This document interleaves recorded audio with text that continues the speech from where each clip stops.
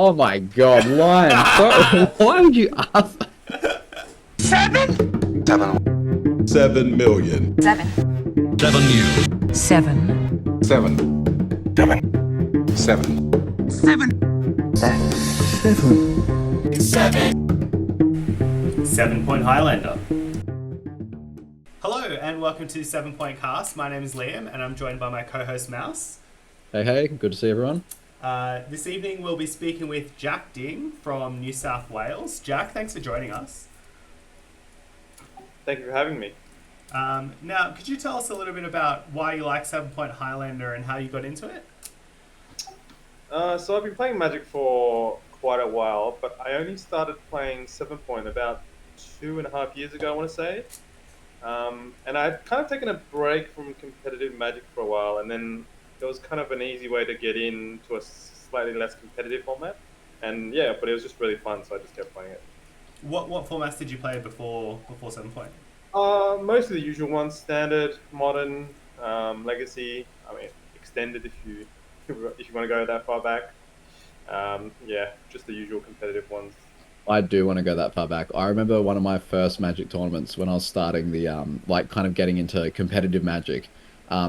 Was like it was a big thing in Wollongong that there was like a bunch of young people like myself, and in particular Colin Harris would like say, "Guys, we should play this format," and give everyone decks.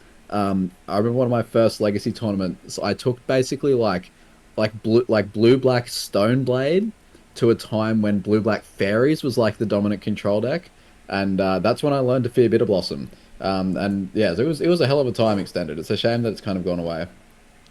Yeah, I think it's kind of just mostly been replaced by what we call modern, but modern's kind of not as good. It's kind of terrible. So legacy is the closest thing, I guess, in terms of fun.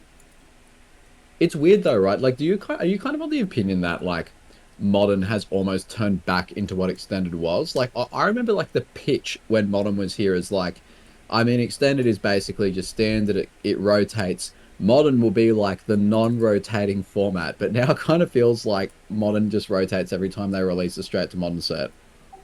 It's kind of a can of worms there, because everyone talks about, bring back the old modern, but honestly, the old modern was terrible as well. It was just a bunch of non-interactive decks trying to like goldfish each other.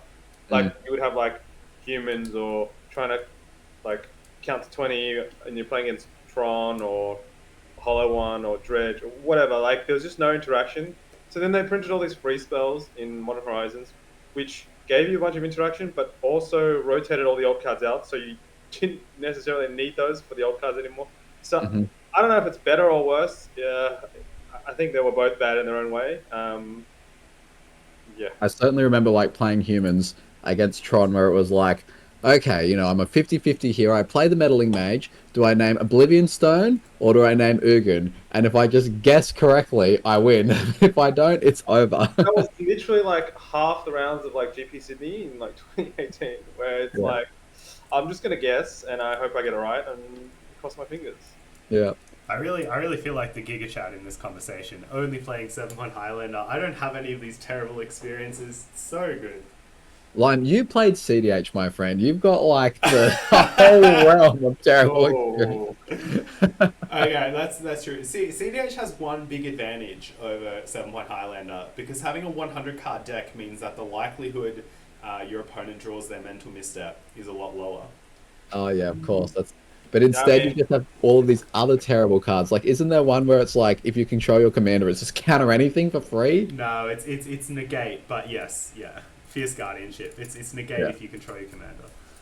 I mean, the biggest problem with CDH is you actually have to like talk to 3 other people while playing the game, and it matters how you talk to them. That's kind of like the worst part. I don't mind the cards in CDH or like even the gameplay. That's all fine, but like trying to be the best salesman so that they don't counter your spell. That I don't know. I can't do that. I feel like that's an experience more akin to regular EDH, not CDH. Like the politics is certainly a lot less in CDH. True, there's less of it, but it's also more impactful. So if you manage to convince someone not to counter your rogue rack or whatever, or kill it, and you're like, I think I just win now. I think it matters. I remember like I've had very limited CDH experience, but one of my only times doing it was like a side event at It was like a GP or something, or maybe it was like it was like a I don't know, some Magic Fest, some big thing in Sydney, and like I could tell I was on a CDH table just because of all the commanders and the let's just say like the atmosphere of sweatiness. And I was playing Seaton, which is like this druid, which it gives all the other druids the That's ability still to tap green. for. Yeah, yeah, it's mono Oh, green. that's terrible. Right. Well, so because I wasn't there to play quote unquote CDH, I was just there to play one of my favorite EDH decks, and the Seaton deck, like it is just Glimpse of Nature combo, and I kind of successfully just like pretended the whole time like I was just goofing off playing like dopey green things, not really, just like put on a bit of a show of like, hey guys, you guys are all good, and I'm just here being crap. And I end up winning because no one counted any of my things. And then I was like, oh, everyone's tapped out. I'm like, okay, here's like, glimpse of nature and blow my whole deck, and it was over. And that is the problem with CDH. Right there. But here we are here to talk about Reanimator. Yeah, which is certainly not a deck that encourages play patterns of blur. It's all over. Yeah, I mean, it depends on your perspective. it's true. Reanimator is one of those weird combo decks where it's almost like you can't just go off once. You've got to do the thing a few times to win, depending. So, I mean, if you think about it this way, if you have mid range on one end of the spectrum and then you have combo on the other, Reanimate is somewhere in the middle, and you can kind of drag the bar up or down however you want. As Hmm. far up to full combo, almost to mid range, whatever you want, depending on how you prefer to play it or what metagame you're trying to play it into. Mm. I see what you mean, like, because more towards the mid-range end would be like the Jund decks that just randomly play like Entomb and Reanimate. Sometimes they reanimate Tarmogoyf, sometimes they reanimate Troll, but then every now and Yeah, then they just go Entomb Archon Reanimate, yeah. yeah, and I think that's the best part about it because yeah, you really can change it both in deck building and in sideboarding, like in terms of game one versus post board. Hmm. Do you have like a preference as to which end of the spectrum you think is the most competitive, or is it just like dealer's choice? Uh, I mean that's kind of complicated. I would say I prefer slightly more mid range, just so I can have a bit more interaction in the game. But it Hmm. honestly, it would depend on what field you're trying to play into and how confident you are. I think the less confident you are in your ability to win the tournament, I think you should go full combo. And I don't mean that in a I don't mean that as in if you're a bad player. I just mean in terms of increasing variance. If Mm. you want to high roll people, because the metagame is unfavorable, for example, or you're not familiar with a deck, or whatever reason, you should skew more towards the all-in aspect of it. Yeah. I think it's fair to say, like I've had similar thoughts about control. Like when I feel like when I play Blue Moon, it's just far less forgiving for mistakes than when you play like when you just get more colors to get more bits of removal. Just like the removal's more generic. Where some decks, yeah, I feel like they're just less forgiving. Like there are more difficult lines to navigate. And that doesn't, yeah, like sometimes, and as you were saying, sometimes it is just a variance thing. Like if the only way to win the tournament is to high roll the whole time, then you go the deck which has the highest of highs, I suppose. Yeah, and it's kind of like, and you see that in other decks, like artifact decks, like bots or whatever. Like, yeah, you'll lose if they play multiple sideboard cards, but they actually have to do it. And Mm. if they don't, you just present a strategy that they just can't beat. So, there's nothing wrong with that. It's just a question of do you like variance? Do you like to feel like your deck is unbeatable when you do the thing, or do you like to edge out small edges? Well, why don't we have a look at the first deck list that you've given us, and kind of this is Sultai Reanimator, and just like give us the broad pitch. Where in the combo to mid range spectrum do you see this one? Yeah, so I would say Sultai on a scale of 0 to 10, where 0 is mid range and 10 is combo. I would put Sultai somewhere around 6. Okay. And so, just for those who aren't seeing the visual element, the mid-range elements of this deck, like just looking at them, are like Baleful Strix, Emperor, Ledger Shredder, Psychic Frog, Abhorrent Oculus, Barragoyf, Grief, like all of these Deathrite Shaman, this like suite of good blue black threats, which some of them incidentally help the plan, like the Shredder. Um, some of them kind of directly help the plan, like the Emperor of Bones, or I guess Barragoyf milling and some of them just benefit from the plan in general. Like Abhorrent Oculus is going to be rewarded for having cards in the graveyard. Are there any other cards in here which you feel really typify the mid range element, or have I kind of captured it? So the idea is to play as many cards as you can that can kind of do both to Hmm. varying degrees. Obviously, not every card will do it. Can play mid range just as well as combo. But like you said, like Ledger Shredder can help you put targets in the bin. Psychic Frost kind of just the best at both sides, no matter what. So that's, Hmm. and there are other things like Oculus where it's kind of a really strong mid range play. But in this deck, if you surveil it into the bin or discard it, it's actually still really strong if you reanimate it, even though it's only technically a 3 mana spell. Like it Hmm. can single handedly win the game. And it's kind of the same with Troll, Khazad-dûm, and Baragoi. And then you have other things that overlap with both clans. Like Emperor Bones can either return one of your targets or just play a mid range game, return your opponent's Baragoi for whatever value creature that they have lying around. Yeah.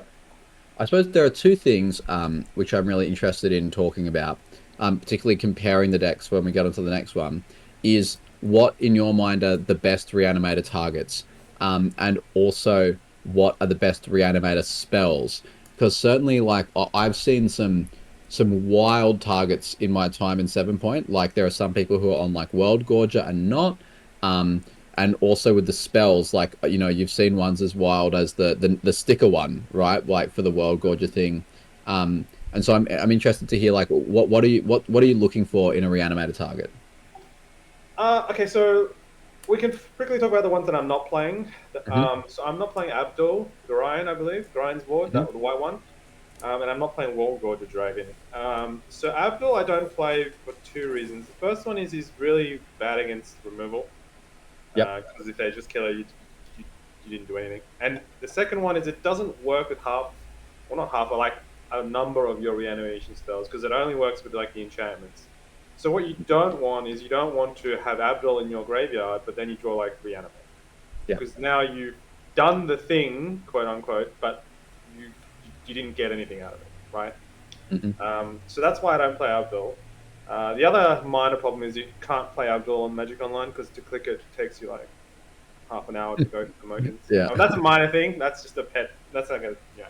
And then there's World Gorger Dragon, which is even worse against removal because if they kill it at the wrong time, you just removed all your permanents from the game. Hmm. But the other problem with World Gorger is it doesn't necessarily win the game either.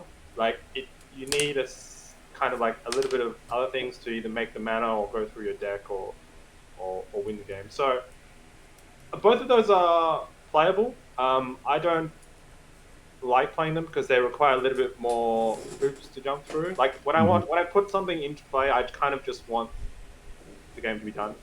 Like Yeah. I don't need more moving parts. I want less moving parts. Okay, that's fair enough. So all of your targets, like one criterion, is just like it just needs to be able to do it by itself. Yeah. So if I put it into play, I would like it. They don't always get the job done, but I would like them not to need another piece. Because if you think about it, it's already like a multi-piece thing. Because you need to draw. Unless you draw Entomb, you need to draw your target. Then you need to find a Mhm. way to put it in the graveyard. Then you need to find a way to return it. So you Yeah. don't want to then add another card like now I need a Surveyor Land or whatever else other piece to make it work. So I want to like make it less moving parts in that way. Yep, that Um, makes sense. and as for the targets, so I would say the best targets are Atraxa and Archon. Hmm. And I think those are by far the best. And then you have Valgavoth, which is very good in some matchups, and just okay in other matchups. And you have Grizzlebrand, which it's kind of mid, um, but it still kind of does a little bit of what Atraxa does and a little bit of what Valgavoth does. So it's like the one you don't really want, but it can get the job done 80% of the time. The other, so Yeah, it's I'm gonna fine. be honest. Whenever I've built Reanimator, I've always basically ditched Grizzlebrand because Yeah, I've found it so often. Well, not so often, but like, you don't play Life Death in this version, but when I've played like Reanimate and Life Death, I've been like, I don't have the life to reanimate yeah, Grizzlebrand and then yeah, activate it. exactly. Yeah, Um, and yeah, I'm like, there are just so many good targets nowadays. But and it also doesn't have any like set built-in protection other than the fact yeah, that it's really yeah. big. The biggest problem with Grizzlebrand is you have this play pattern where you put it into play. Let's say either with Reanimator or you put it into play with some other way, but it's a bit slower, so you're taking some damage, and you're on like I don't know, 14 or 13 or whatever, and then you pass the turn because you're like, well, I don't need to draw now because I've tapped out and I can't really do anything. And then they have like some creatures in play, and then they kill it, and you're like, well, I could draw 7, but then I'm on like single digits and I might just die, like right now. So now you're like, should I draw 7? Should I not draw 7? And like, it's really unclear. And then sometimes you do, and you get punished, and you like just die because they attack you and then lightning bolt you or something. So it's got that kind of a problem where you really need to put into play. They don't have a removal spell, and then you win the game. Which is not super unlikely because it is a 7/7, so it is not the easiest creature to remove. But you know, it has that problem, and also like occasionally they have like Bowmasters or whatever other thing that stops you drawing. Can be a that would be a true disaster if you got Bowmastered. Yeah, and then after Grizzlebrand, you've got Coma, which isn't particularly good at anything, but it is blue for Force of Will, and it is somewhat hard castable in this deck because it's on color, and that's why that's the last one in the deck in terms of targets.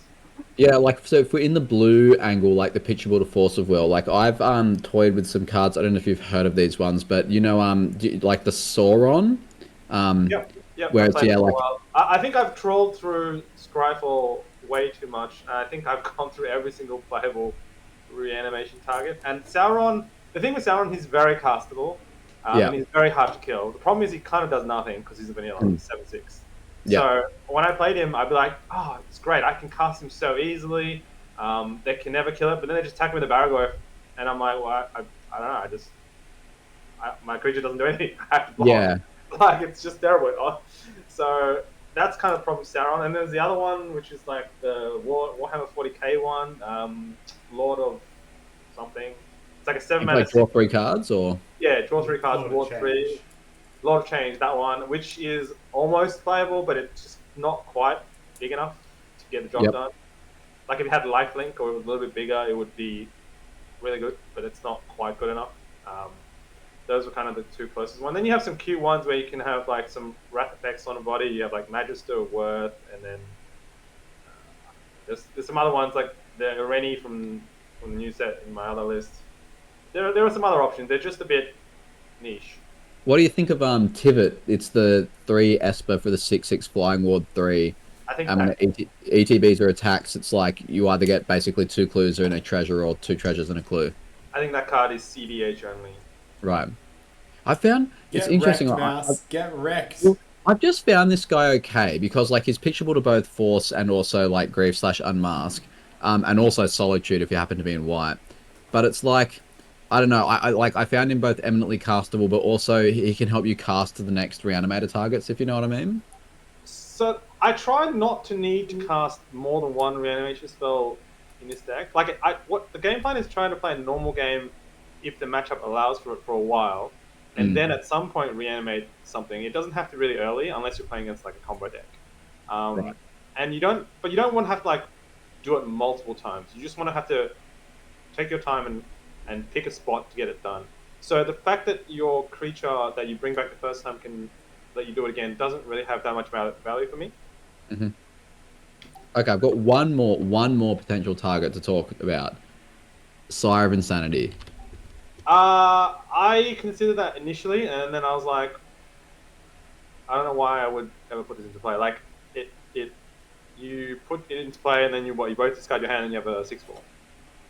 That's like, that never beats anything. Like, that never beats any fair deck. Like, if you put me in a spot against any fair deck in this format, on like say turn 4 where we have 4 lands, and I put a Sire of Insanity into play, and then we both discard our hand, I would be unfavored to win that game. Yeah, that's true. If you're both at 4 mana, it's not going to work. That card. I mean, obviously, like as a control mage, I've been scarred by Sire of Insanity so many times. It's very good against control, but it definitely does win a lot more when it comes down on like turn 2 or turn 3, where it's like, well, you haven't got any lands to cast your top decks. I don't care if I discard everything because the only cards I'm interested in top decking are reanimation spells. That's true. But I would say against control, if I put any of the targets on the screen into play, I would probably win, except maybe Icon. Okay. So Even just a Traxxas, like they can't just like kind of swords it and then call it a day. I think you will bury the control deck if you put a track into power. Yeah, yeah, okay, fair Just enough. just through drawing 4, 5, 6 cards and just even if they're not necessarily as good, that you have enough cards that you will get the job done. I'm Well, confident of that. I guess that actually leads to a good question then. So when you're choosing your reanimator targets, obviously different targets are going to have an edge in different matchups. Is there a Yep. particular matchup that you should, in theory, be edging towards, like to beat? That's kind of complicated. It's kind of matchup by matchup in terms of what you want. Although, to be fair, a lot of the time you just put whatever you draw. It's only if you draw Entomb that you get to pick. Right. But it does come up in some matchups where if you have Entomb in that matchup, you do have to make a choice, and it can be kind of close. So, like a basic rule is if you are going to put the creature that you choose into play without having to use Reanimate, and it's like turn 2, Hmm. Grizzlebrand's actually really good because you can draw 14 cards as opposed to Atrax's whatever 5, 6. Hmm. But if you have to cast Reanimate on Grizzlebrand, it's not as good unless your life total is meaningless in that matchup. Yep. And against some decks, like where you don't win if you draw a bunch of cards, you want just to put Vagabond into play because it's the biggest one. Like if you play against bots and you're gonna like Entomb Reanimate on turn 1 or 2, I would just get Vagabond and try and kill them. Right. Okay.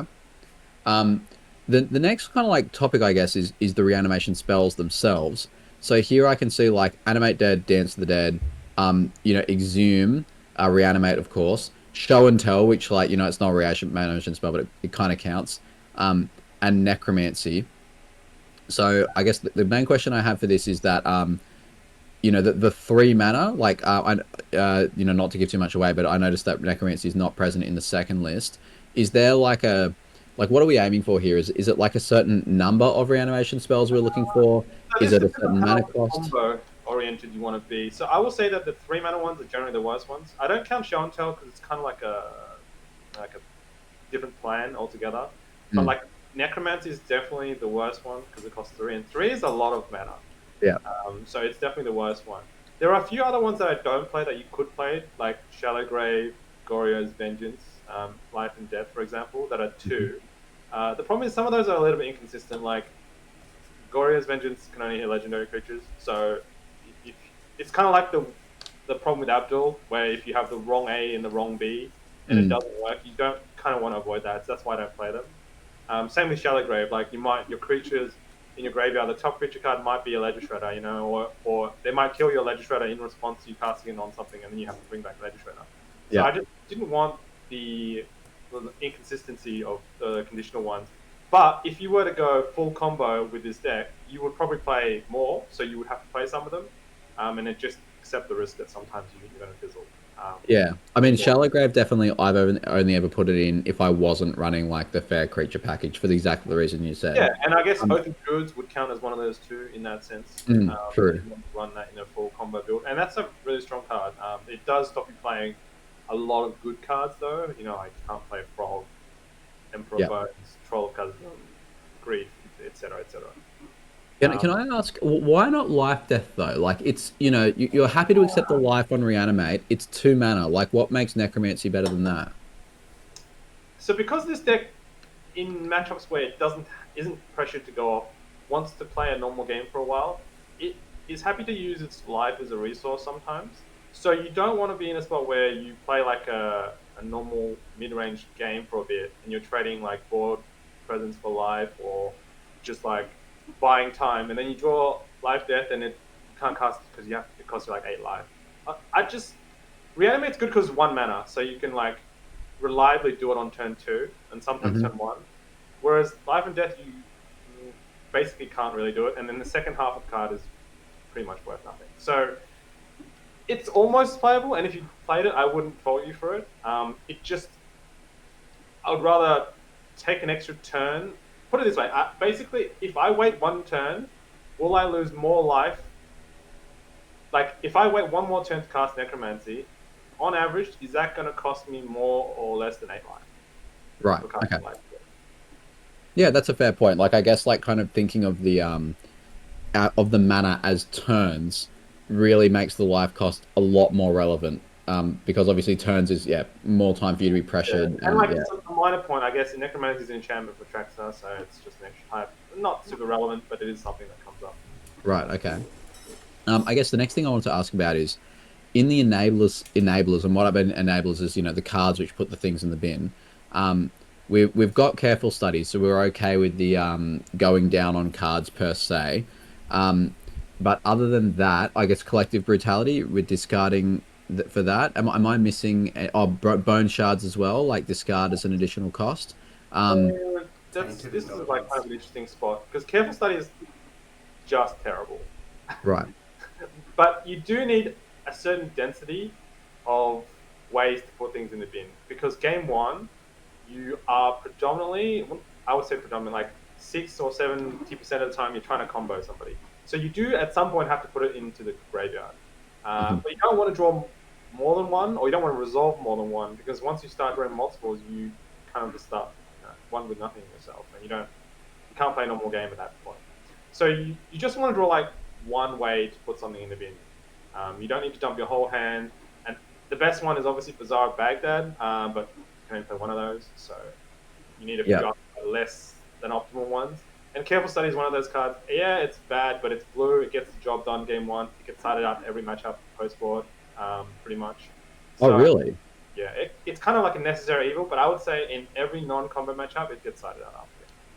Okay, and that's just because the reanimation plan is going to become softer, and so you Yeah, would rather go in on their plan with your worst slot type thing. yeah, exactly. It's just the worst card in the deck, honestly. If you cut it, I wouldn't fault you for it, but you might want to find something that also lets you discard something, Okay, and it's cheap. So so yeah, I guess that kind of answers. I mean, like in trying to interpret that, there were two kind of background questions I'd floating in my mind. One was something like otherworldly gaze. This is like kind of like careful study. But if careful study's barely making it, then otherworldly gaze is definitely not making it. yeah, that card. If you were playing a full all-in build, it's okay because it does Mm, dig quite deep. But if you want to at least pretend to play a normal game, it's not really what you want to be. There's yeah. that jumpstart card from Doctor Who, which is like almost playable. I can't remember what it's called. It's like 2 mana, and then you can like planeswalk or something as well on top of it. But Oh God, I don't know which one if I can actually. dig it up one sec. The Doctor Who card. Mostly when people bring up the obscure cards, I actually do know them. But this is an example where it's like that. Liam, you're a Doctor Who fan, you Liam know? should know because it's a CDH staple. I've handed in my CDH Oh, here we go. membership card. Called Start the TARDIS. How did you not know that one? You got me. So it's 2 mana sorcery, surveil 2, draw a card. You may planeswalk, and it has jumpstart. Surely this isn't there just a generic like anticipate which puts one of the cards in the graveyard, which would be better than this? Which one? It's like I think it's called like memory augury or something. There's aren't they all Yeah, sorceries? experimental augury. Look at the top three cards, put one in your hand. Oh no, it's one on the bottom. Oh, I thought it was one in the graveyard. So there's one other thing to talk about with in terms of discard outlets. What you really want from your discard outlets, you want either one of two things: to be really cheap, and by cheap I mean cost basically 1 mana if possible, Yep. or to be instant speed. Because what you don't want is you don't want to play a sorcery speed like 3 mana spell, dump your target in the bin, and pass turn. Because that's like game losing. That's not okay in the current Highlander format. Mm. Because Yeah, because they're just gonna go Emperor of Bones and then it's exactly. like, And if you yeah. ever get your creature reanimated by a sorcery speed reanimation effect from your opponent, I mean that's you deserve to lose. So like that's why you can't be playing like 2 or 3 mana ones that are sorcery speed, Right. unless it also does something else, and that's why it's in the deck. Like collective brutality, yeah, it's sorcery, but it's not really in there for that. It's kind of like an emergency discard outlet. It's mostly in there for like to clear the way or to kill something or gain life. Or remove Yeah, it. it's incredible, right? Because it kills their Emperor of Bones or their Douthie, and it also takes the counterspell out of their hand, and it discards. It just happens Yeah, to and do the matchup everything you want. yeah, it's great, yeah. But that's why like careful study still in because it costs one, so you often just like castle on like turn 3 or turn 4, and then reanimate the thing straight away. Like you're never playing that on turn 1, putting your target in the bin, passing turn. That's Right. like really bad. Well, that's good to know because that's something I think I probably would have done. But you're saying like I guess this is why reanimate is probably better than life death, right? Like just going turn Yeah, two, careful study reanimate. It's only possible because they both cost one. exactly, exactly. And that's why you would play like Dark Ritual and Let Us Fill. Like you don't really want too many of those, Hmm. but you want a little bit, just have a bit of unpredictability and like the ability to have nut draws. Yeah, Um, okay. So otherwise, mostly yeah, that's cheap why is stuff better. like Tainted Indulgence is what you want. Like, it's got an incredibly like high floor in that it just cycles. Yeah, Um, yeah. but yeah, And you like just end of Cold turn. Chasm can cycle instant speed. Frog can do it end of their turn. Hmm. They're all like the best ones. Bazaar Baghdad, once again, instant speed. Entomb, obviously really good. Yeah, those are the ones that you really want. If Okay. you're comfortable waiting for 3 mana, does Frantic Search get a look in? So I considered it, but like in the end, like why play that over Careful Study? Like they're both kind of mid, and like one in matchups where you need to use it early, at least you can Careful Study. Like if you're playing against combo and you need to dig for a Force of Will or a discard spell, Frantic Study is just going to be rotting in your hand, whereas Careful Study you can just at least fire it off in those matchups. And if you get to three, like I mean, yeah, Frantic Search is okay, but it's just okay. Like it's not really screaming that I would want to play it. Oh well, What I about more mean, there you go on. yeah, I was just saying, I more mean that you were just saying before you didn't want to cast Careful Study and put the threat in the bin only to That's pass right. the turn and reanimate.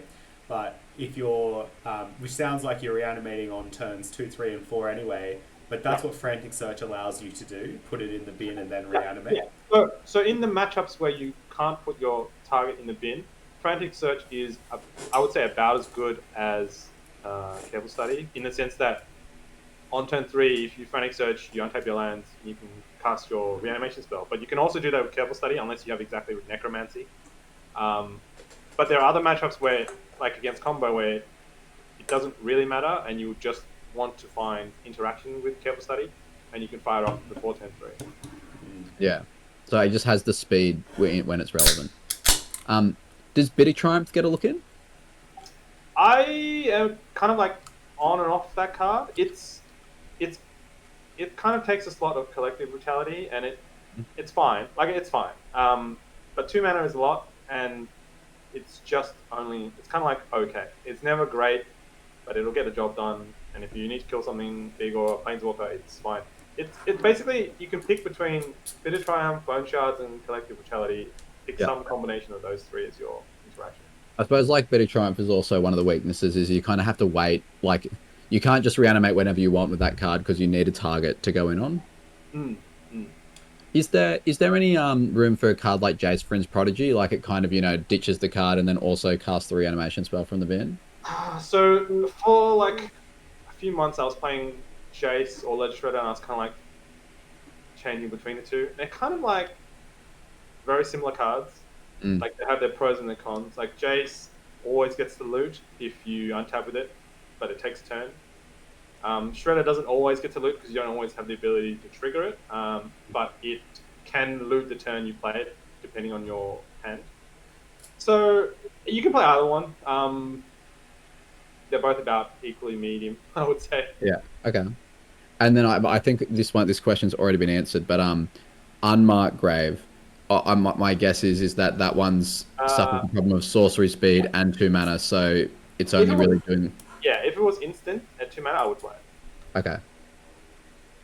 Yeah. Okay. Good. Speaking Well, of, I'm getting the sense of all of these. Like, there are way more criterion than I might have first imagined for what makes them really playable, and obviously it's what you're Yeah, talking about with the yeah, and instant you speed. figure that out like when you play the deck, like just like you like randomly lose to them like Emperor Bones in your creature because you didn't sequence your things properly, and you're like, oh, that's why I should play this card instead of that card. And Mm. it's yeah, not super obvious at the start, but once you start playing, you realize that some cards may look terrible, but are actually actually more important than something that might look obviously better. Yeah, and I suppose that's where like as you take away these like or let's say the parts of the reanimation shell that have the biggest liabilities, that's where that mid-range package just appears to take all those slots. I imagine, right? Just to add a bit of consistency Yeah, into those. yeah. Yeah, Especially if the mid-range package overlaps with your reanimation package, yeah, they're the ones that you really want. yeah. Okay. Cool. Do we want to bump over to Grixis Reanimator? I feel like a lot of this commentary is really good. It's like just good for Reanimator in general. But there is like a particular red card I wanted to talk about. Yeah, sure. Just a Sorry, quick one. you go ahead, Jack. No, no, you go ahead. You go ahead. I just had a couple more questions about this list. The first is why no Gitaxian Pro?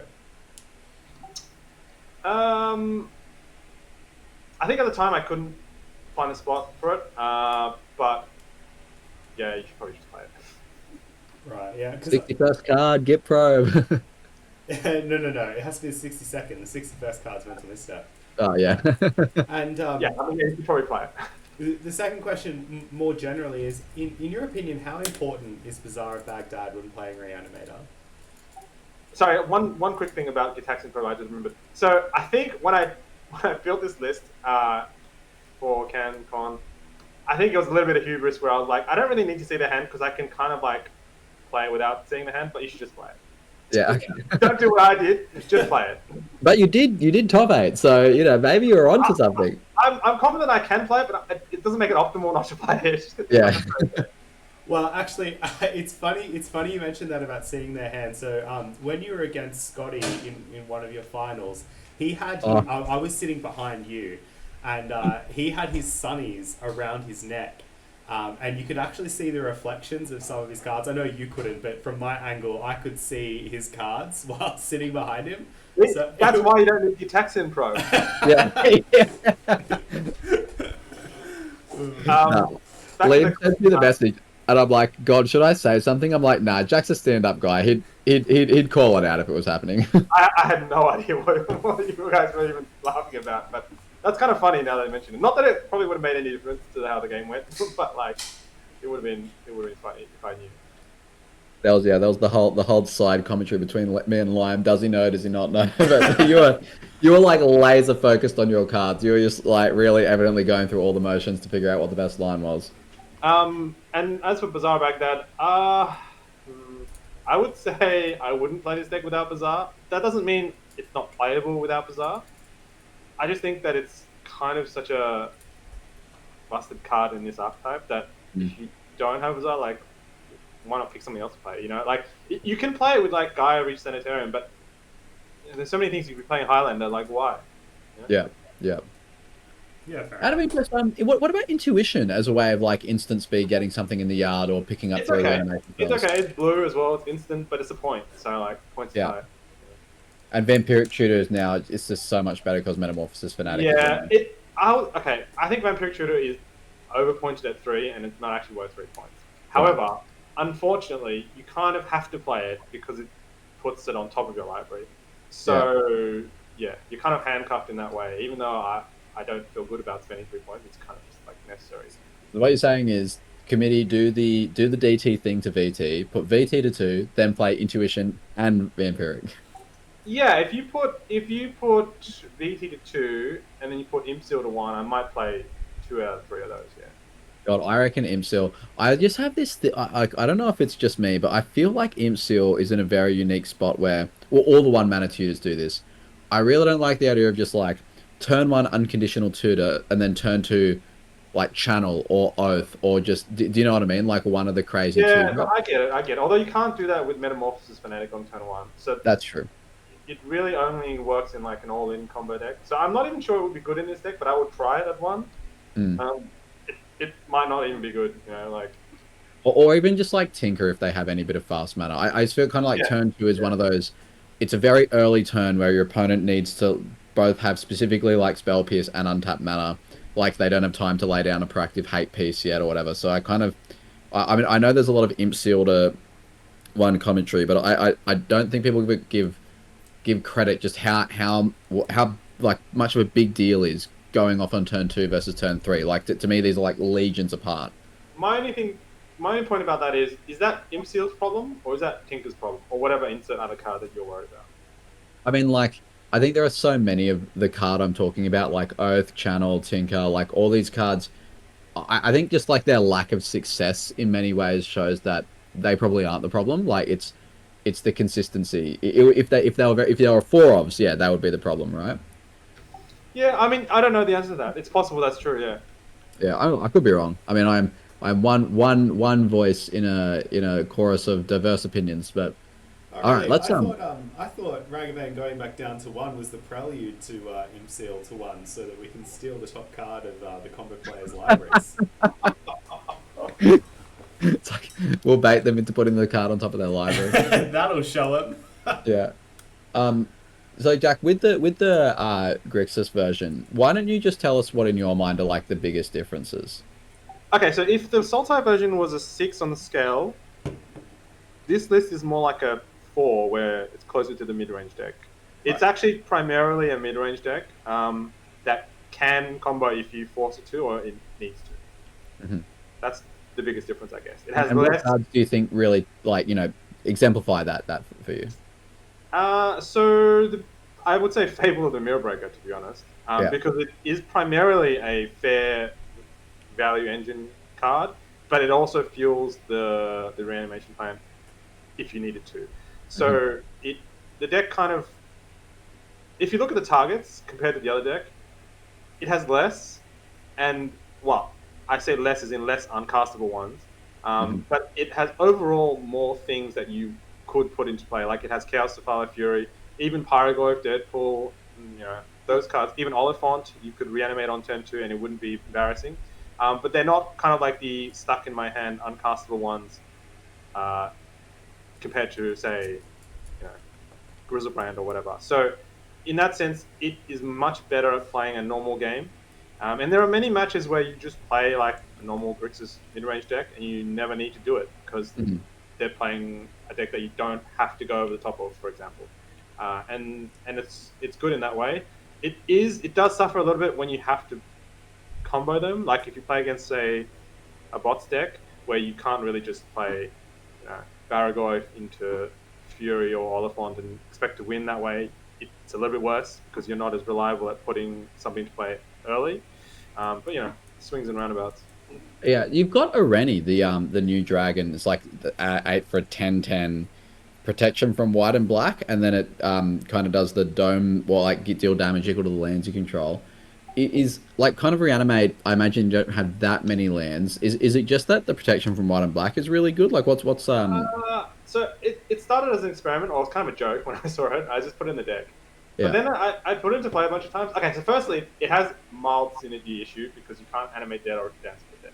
So Right. I'll get that out of the way. So there's a little bit of a number there. So if you Oh, didn't like true, that, because the protection from I black means it 100% would falls off. agree that that's an issue.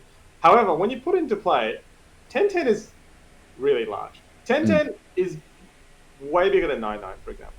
yeah. Because if they don't do damage themselves, it's like night and day. So I just found that I would put into play and I would just attack them twice and they would die. And the Mm, amount of removal in the deck, in pretty much any deck that I played against that could kill it, was like maybe one, maybe two, if that.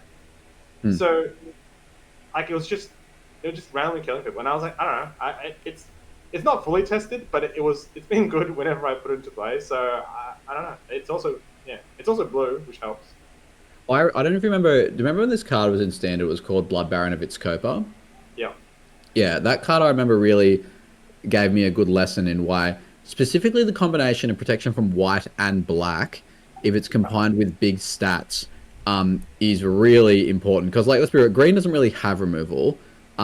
Red removing anything with toughness greater than 3 or arguably 4 is a real ask. Yeah. And so, if you're bigger than 4 in protection from white and black, it's kind of like having protection from everything, like Exactly. except for, like Exactly. Brazen Borrower.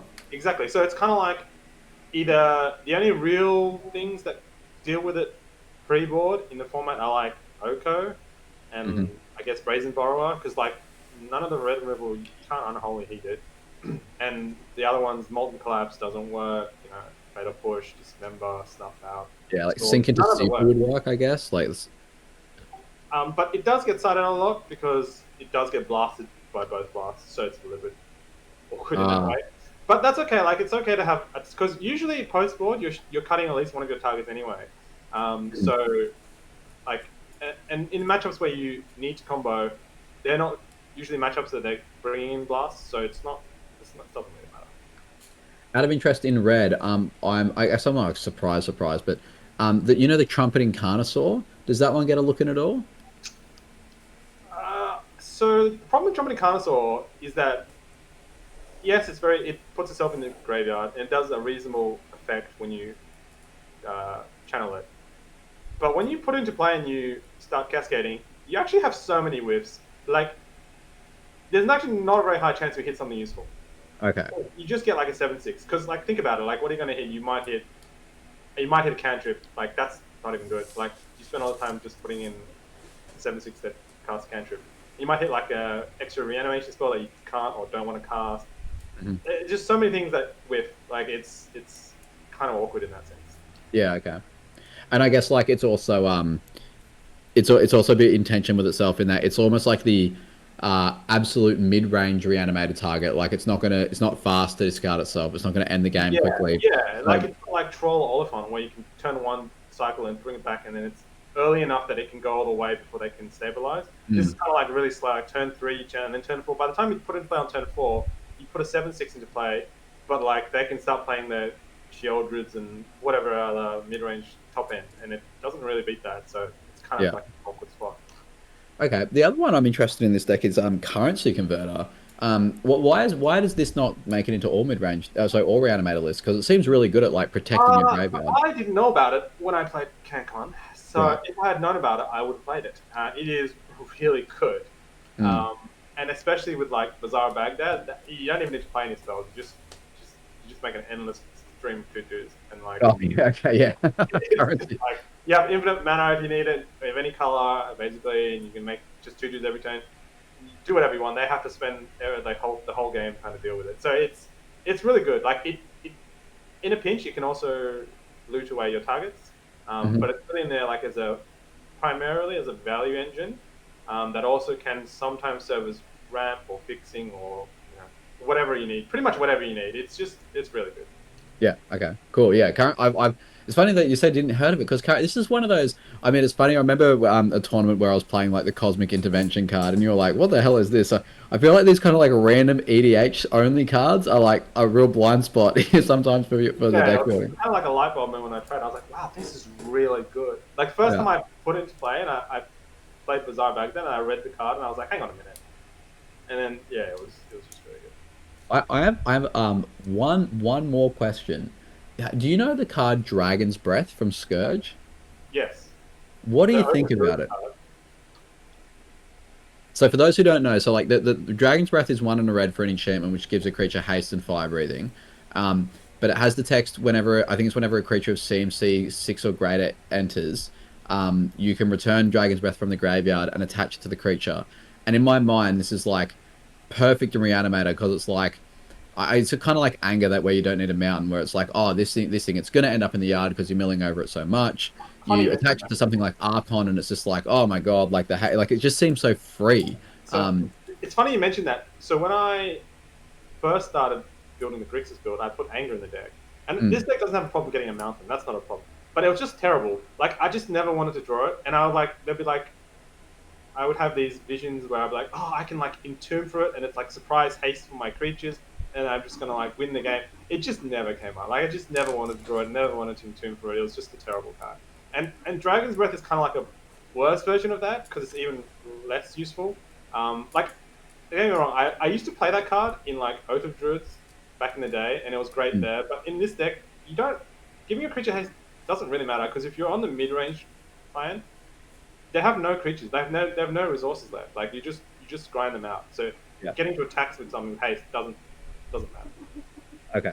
So yeah, so but you reckon nowadays just the threat quality is high enough that Yeah, like if hey, every it's creature you overkill. play is I win if you don't deal with it in the next 2 turns. And like giving it haste in a non-aggro deck doesn't really matter. Is there any space for it maybe like in a combo matchup where like the every turn kind of does matter, or is it just like not high enough impact? Like you'd rather just have more duress effects? Yeah, I'd rather just like duress counter spell or even an extra reanimation spell. Like yeah, I don't think because the thing is okay. So when you play against combo, you basically side out your mid range elements and you choose to do either a disruption game plan depending on what your hand you draw, or like a really fast reanimation plan. Mm, And you don't need the mid range card. So like Dragon's Breath suddenly has like very few targets. yeah. Like you don't have like Paraglaive anymore. You don't have like Deadpool or Paraglaive. You're just not really into that. So it's either put something really large into play that draws a bunch of cards, or kills them really fast, but use the rest of your cards for disruption, or just draw a bunch of disruption and then whatever creature you happen to draw, like frog or something. Yeah, cool. All right, well, look, I have just two more. They're kind of like two sides of the same coin. One is, what do you think the biggest mistake, just like play pattern wise, not deck construction, but what do you think the biggest mistake play pattern wise Reanimator players make if you like kind of watch other people pilot the deck and you're like, oh, I've learned and figured out that's not the way. And what do you think the biggest mistake which people playing against Reanimator makes? So the first question I would say we've already kind of covered. It's don't put your thing in the bin unless you're ready to reanimate it. If your opponent has any way to interact with it at sorcery speed, which is pretty much everybody now, because Yep. like I don't know, 70% of the metagame is playing a black deck. So yeah, don't put your target unless you're ready to go off. And if they reanimate your creature, you kind of deserve to lose that. So that's the biggest mistake.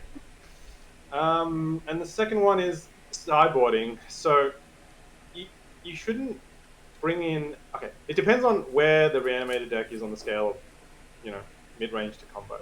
But if they're somewhere near the middle, as in they're not an all-in deck, you don't really want to be siding in too many of your graveyard hate pieces that don't have another function.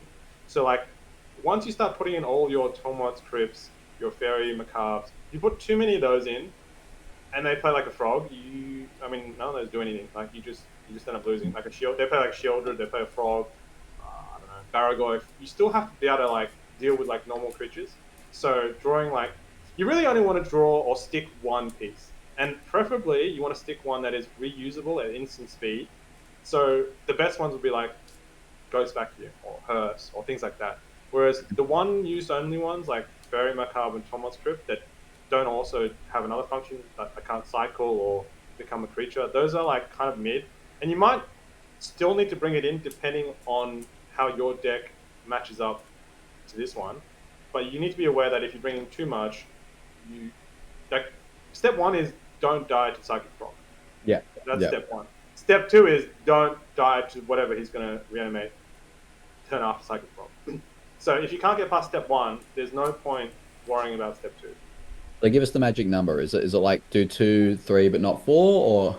So I would not put more than one sideboard card that is not either reusable or has another use into the deck from your sideboard. Like if you have one Fairy Macabre or one Fairy Macabre adjacent card, that's fine. But once you start putting in multiples in, if you draw too many, you're just going to lose because you've just drawn a bunch of flames. Yeah, so no Fairy Macabre plus Crypt, but Fairy Macabre plus Ghost Vacuum is okay. Yeah, exactly. Ghost Vacuum is fine because it can present a win con in the long game anyway. Same with unlicensed cards. But if you bring in Macabre, Crypt, I don't know, what other Ravenous Trap, once you start drawing multiples of those, you're just going to lose because you can't beat random mid-range idiots. Okay, yeah, cool. That's good to know. Liam, do you have any other questions, mate? Yeah, I do. I just was noticing there's no Dragon's Rage channeler in this deck, and it seems like it would have a lot of synergy with both surveilling relevant threats into the graveyard and being a credible threat itself. Yeah, that's a close one. I don't hate Dragon's Rage channeler, but it had a problem where it wasn't quite threatening enough on its own as a creature in this deck, and it wasn't quite good enough at being able to like control the top of my library consistently. So if you notice the creatures in the deck, most of them pretty much all of them except for Baleful Strix can by themselves win the game. Whereas Dragon's Rage Channeler is kind of like almost there but not quite there in this deck. You don't have the supporting cast around it. So in the end I decided not to play it. It's not terrible if you wanted to play it. You could probably build this slightly more aggressively and get more use out of it. In fact, it's a 3/3. Yeah, okay, sensible, thank you. Well, that was really insightful discussion on these Reanimator decks. We normally like to wrap up with a couple of quick-fire questions. So try and answer these without thinking too much, but the first one is really important. Mental misstep to 1 or 0? 1. Excellent. You might be invited back on the podcast. But can I just add a caveat? If it goes to 1, some cards will need to get extra points. Yeah, you're talking about like the fast spawn type Yeah. card. Yes. Yeah. Fair enough. Number two, what's your secret pet card In this deck or just in general? in general? I mean, it depends on the day of the week that you ask me. I mean, right Thursday. now, it could be anything in the Final Fantasy set. I don't know. Pick one. All Well, right. I gotta say, that question is funny to me because in my mind, Jack, you're kind of like the pet card police because I feel like normally I'm like notorious for putting in pet cards into my deck, and I inevitably get paired against you, and I'm like, Jack's just playing all the good cards and he's winning. I got to stop playing these pet cards. So I make your pet cards look especially bad when you draw them, though. Yeah, yeah, yeah, I don't know. Deadpool right now. Let's go with that. yeah. Oh, goodness. And the final quick fire question is, whose podcast was better, Ben and I's or Volty's? Oh my God, Lion! Why would you ask? This is where your static's supposed to come in, so they can't hear my answer. So Yeah, yeah. Okay, come on, cue it up. yeah. I'm not looking for a serious answer on that. Far out. Lion Volty's gonna throw hands at you if she ever hears this one. Oh, yeah, okay. All right. Well, look, Jack, thanks very much for coming on, mate. And everyone, hopefully you've enjoyed this episode, particularly if there's any Reanimator aficionados out there, hopefully you guys enjoying the insights. If you are listening to this and you've got like a pet deck or a pet archetype or something you've had some experience or success with, please reach out to us because we'd like to have more guests on, obviously. And please follow us on all of the relevant channels, which I believe we are on YouTube and Spotify. So look up 7 Point Cast, chuck us a follow, throw down the likes or whatever relevant metrics so we can spread the joy of the format and the cast. And Jack, once again, mate, thanks for coming on and sharing everything about Reanimator.